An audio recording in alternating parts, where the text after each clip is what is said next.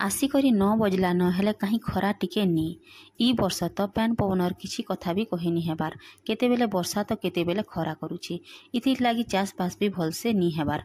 आमे तो गाँ लोक आऊँ आमे जदि ठीक से चाष नी करमु बेले केन्ता करी चलमु। करला कुंदरू पुटल आउ भाई साग भी आमे करसु। तुमर मानकर आड़े क्या क्या पनीपरिबा चाष करस कमेंट रे कहबो हैं। मोर मामू ससुर घर आड़े भी बने चाष करसन। इटा देख बेगे मुखली दे पटिथिली हेतिर लागी ई मुखली नु एका दूरा छणई करी ई सागे मुई लगई देनी।